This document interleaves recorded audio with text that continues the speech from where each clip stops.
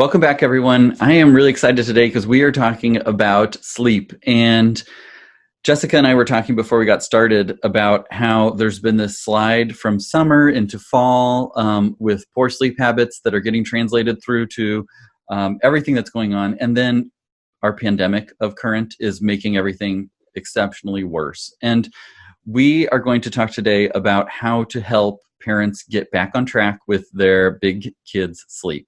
And Jessica Berk is who I'm talking with today. She is a sleep consultant that specifically works with older kids. And I don't find that there's a lot of people that are willing to embrace that beast because it's a little bit more challenging. I will say that when I created Mighty Sleepers, my infant sleep training program, I was like, this is so easy. Infants are pretty easy to get to sleep in general. And I don't want to tread into the big kid waters because it's a totally different level. And so I'm really excited to talk with you today because you have said, I'm going to embrace that big kids are a challenge, and that's a challenge that I can face. And you have a Instagram profile that's active called Awesome Little Sleepers. You have a website called awesomelittlesleepers.com. And then you have a Facebook group called Stop the Madness. And it's all about getting kids to sleep better, which is a very common feeling, like we have to stop this madness as parents.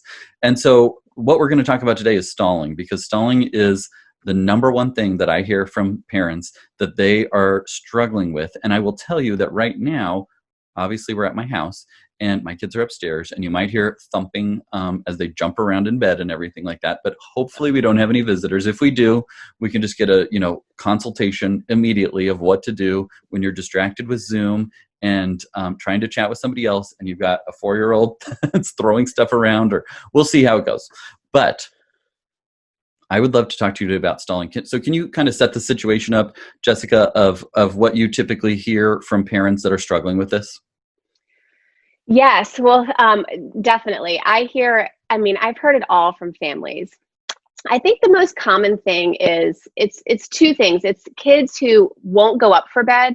It's like as soon as the parents start talking about, hey, time to go take a bath, time to go brush your teeth, the kids are one of two things, either like wet noodling on the floor, just like full on meltdown, like don't want to go. Yes. Or they're like, let's drag them hungry. Upstairs. Right. Or it's something else, but I need my kid's current situation. Well, I need to say goodnight to the dog. It's like anything they can do to drag it out. Right. And so, or the other thing that happens is once you do get them upstairs and you've got your nice bedtime routine that you've, probably been doing for a while, well, all of a sudden you've always read 2 books, but now your kid wants another book, or just read that page again, or, another kiss, or another sip of water, or I have to pee. Well, you just peed 2 minutes ago. No, you have to pee again. Okay. So it's all the stalling during the routine. It's across the board. Stalling is like, it makes sense, right? Because our little toddlers and our preschoolers it's always a battle for control. Right.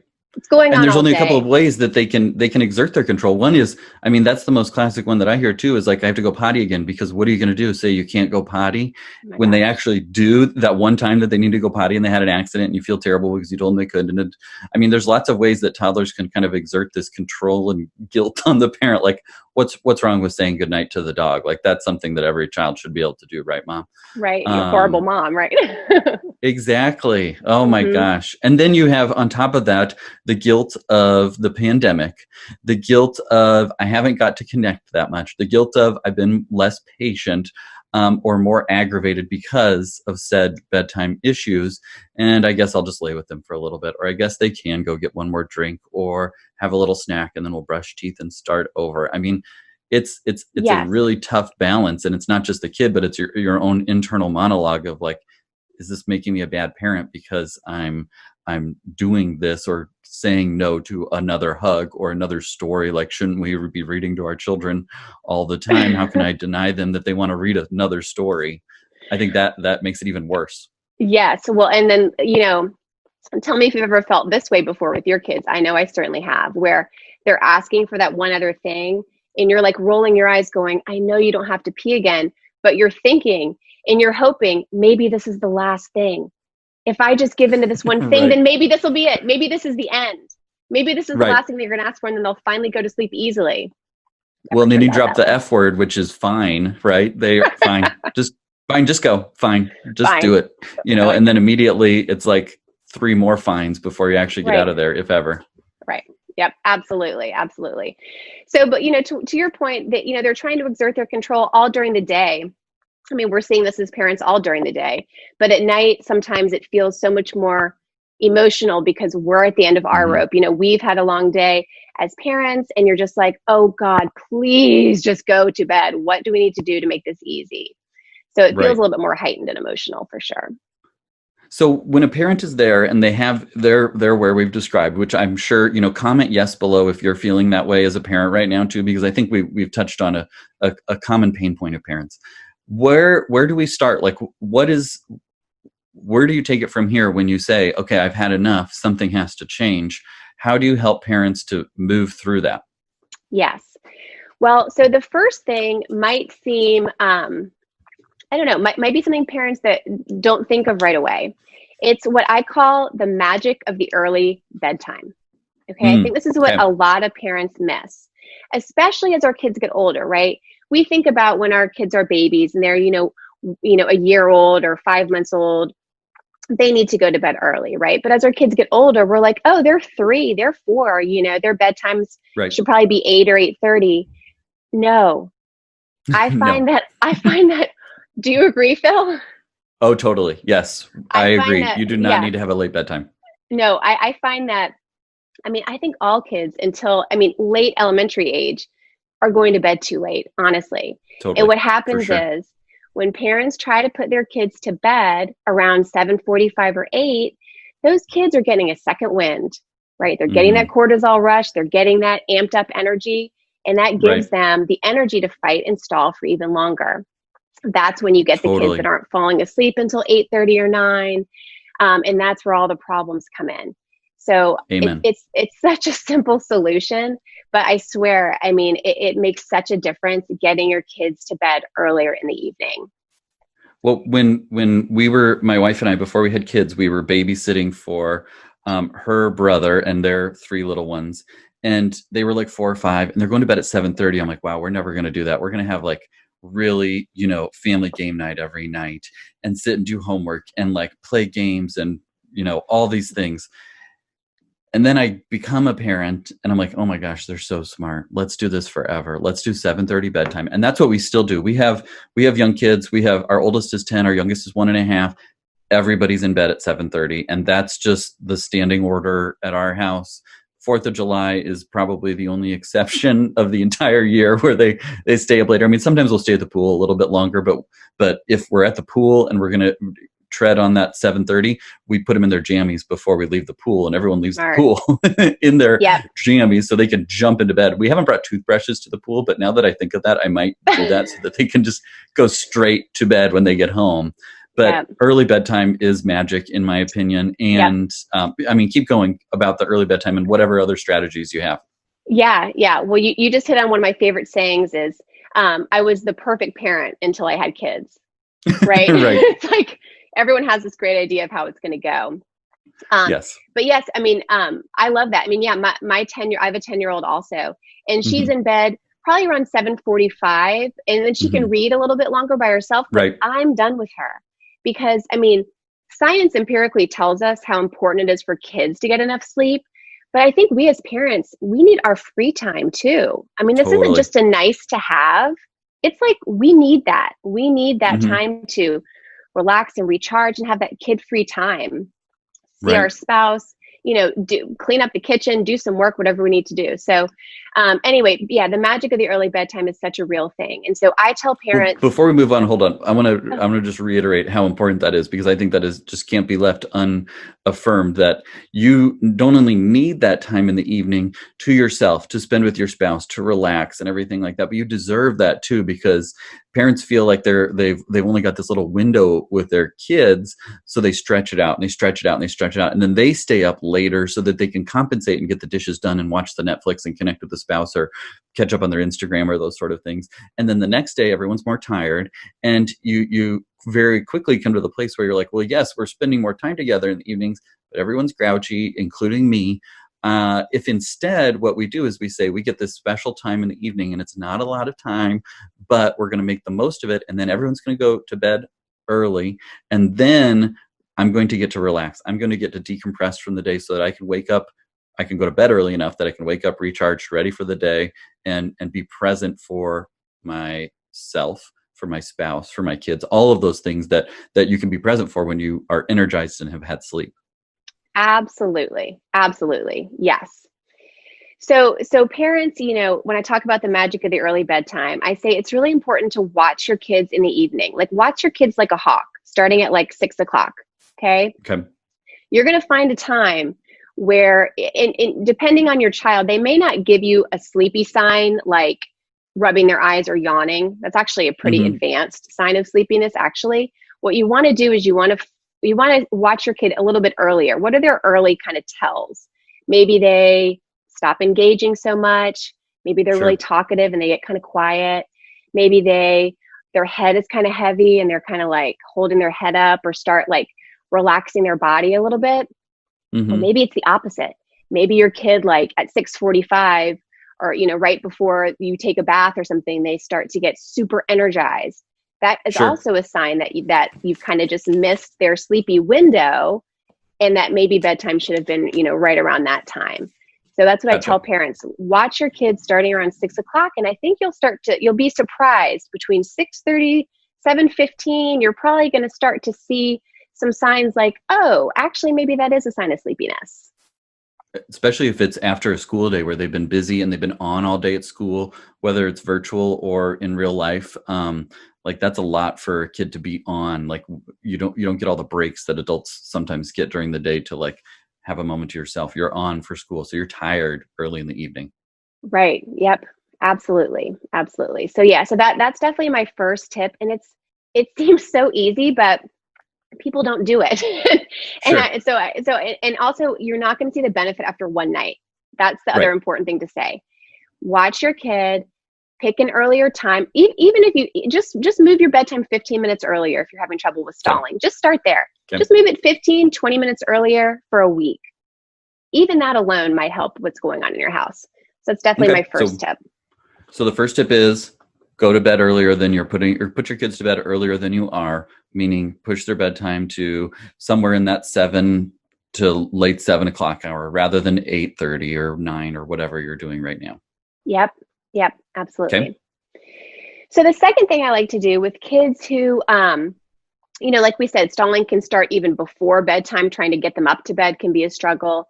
Or, at the end of the bedtime routine, they're starting to ask for a million things, or they're popping out of their room after you've tried to leave.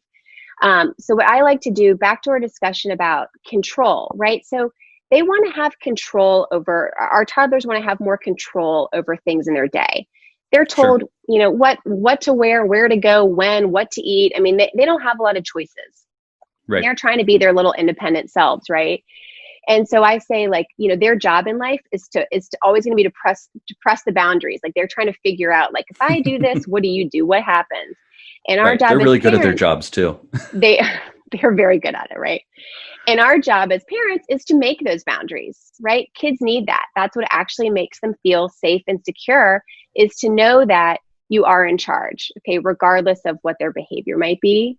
That's what makes them feel safe. So what I like to do is work with your kids to make bedtime more fun. Your kid knows that they're crying, that you're yelling, that you're turning into mean mommy at night. They know that, right? They don't love that. That's not fun for anybody. So I like to be honest with your kids, work with them and say, hey, this is not really fun anymore. Don't you want bedtime to be fun? Let's figure out how we can make it really cool. Okay, so I like to actually sit down with your kids and talk to them. What do you want to do at bedtime?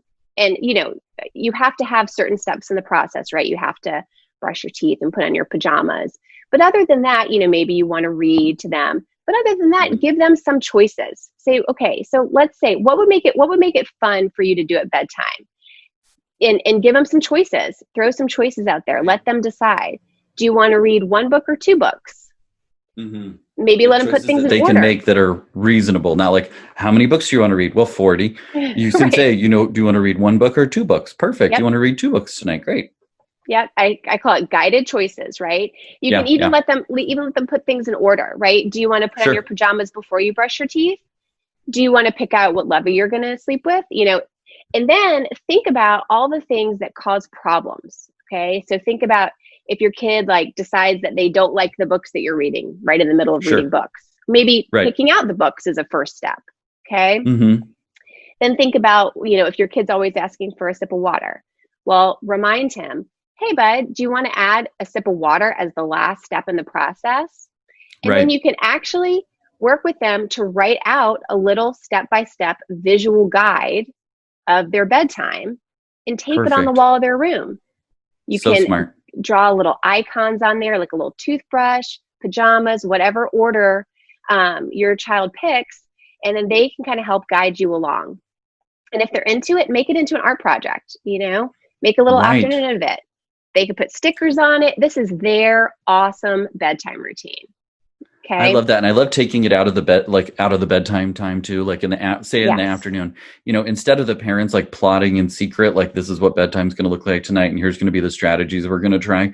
Involve your child in it so that they know what's coming and they know what to expect. Because like you said, they like control. They like to know what's going on. And if they can see, but, here's what my bedtime usually looks like. And here's what we've decided we're going to do for bedtime, then we're on the same page. And here's our little contract on the wall where you see the toothbrush and you see the pajamas and you see the story and then you see the glass of water and then, resting our head, something like that, where they can visually see here's the steps. Because toddlers and preschool age kids and even above really love like a checklist of like, this is the thing, because they're very type A and that they like to have control. Yep. Absolutely.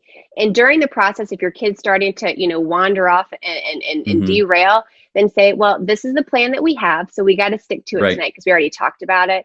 But, if you think if we want to add one, going pee one final time, we can add that tomorrow. We can add that tomorrow. And Great just idea. Perfect. remind them that, this was their plan. You gave them a lot of choices. This is what they picked.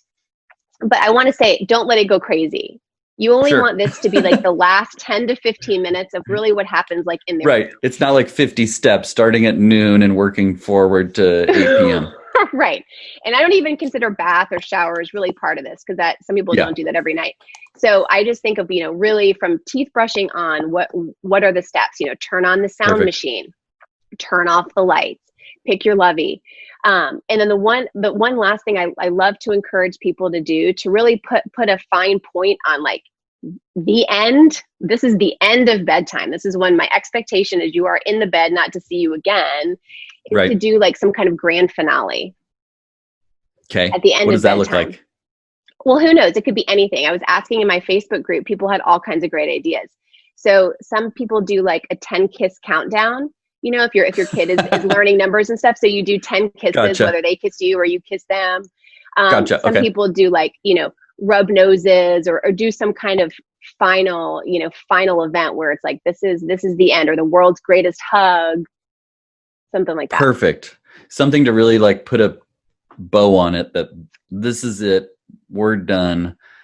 And it's some sort of tradition like that. Like for us, we always sing a little song. Both my wife and I sing a song, not together, like in harmony or anything like that. Like different I was about to say, that's doing so the bedtime. cute.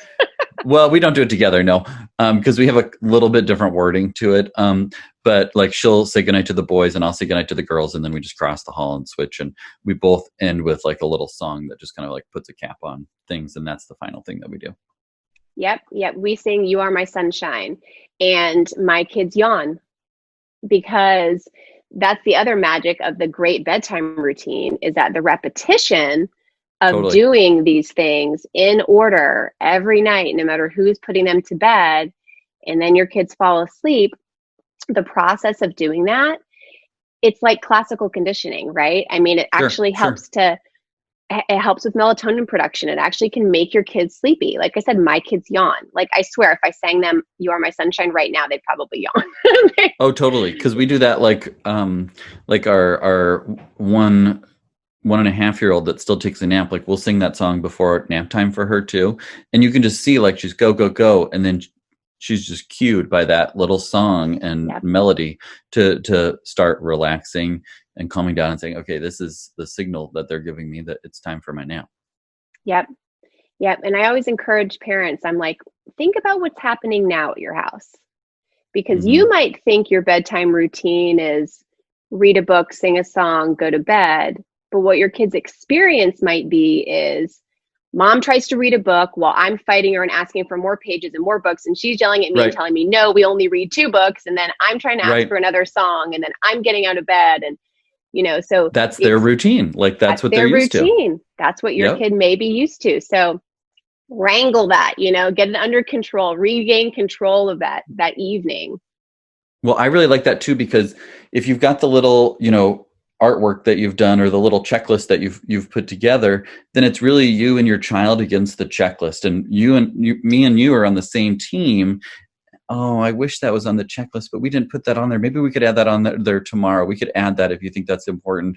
But look at the checklist. It doesn't have that on there. Nuts. Well, we'll have to wait for another day to add that on. Yep, exactly. I love making something else the bad guy. So Right, the exactly. checklist is a great idea. Another great idea is a timer. Oh, I Mm-hmm. love a timer. The buzzer went off. We only read books for 5 minutes, and Right. the buzzer went off, so we got to go. That's it. That's the end of the book time.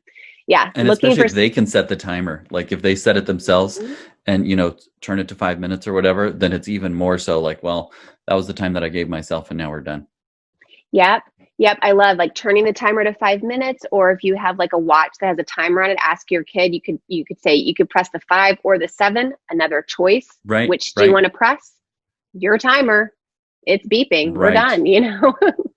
Oh, that's awesome. Okay, is there another strategy for stalling? Well, it depends what your child's doing. I mean, I think we've kind of covered off on, the major things. Mm-hmm. Certainly, if your kids are popping up out of bed and asking for more things, there's a lot of different. Then you kind of get into a different situation. There's lots of different things to do. But I would Okay, say, as you're starting using this new kind of visual guide, remind your child, bedtime is over. We can add that tomorrow, and just leave it at that. love it. Just like you said, make the list the bad guy. Well, I think this has given parents a lot of stuff to work with. And I think one of the biggest take home points for me was the idea that we have two different ideas as parent and child about what that bedtime routine looks like. And you're totally right. In my mind, here's what I think the bedtime routine looks like.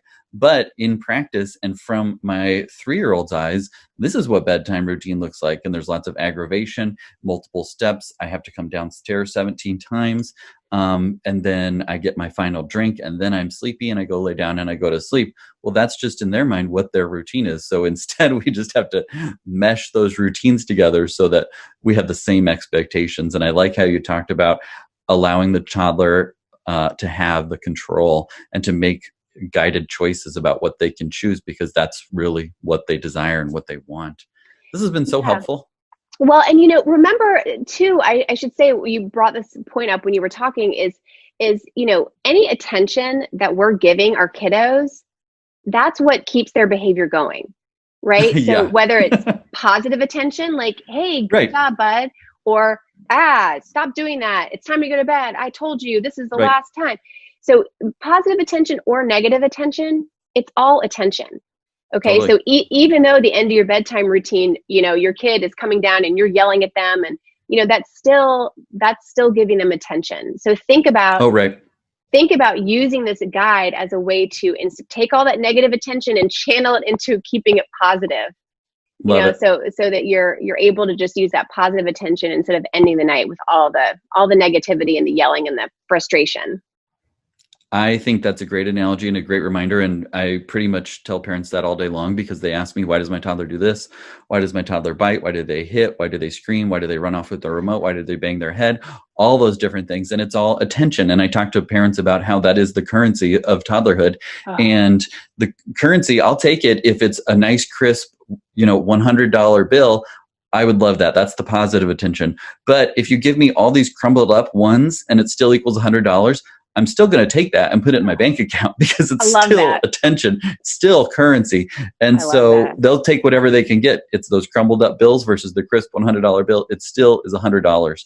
And so I think that is huge too, is just focusing on the positive attention. Yeah. And then if we're getting into the place where we're giving a lot of negative attention, sometimes we just need to step back as a parent and say, what can I do to disengage and stop this attention cycle and stop that from kind of ratcheting things up or just Yes. feeding the, more cash into the system. So, Right. Yeah. And I always say when people ask me, why do they keep, getting up at night? Why do they keep asking for all these things? They just went to the bathroom. They can't be hungry. They can't have to pee. right.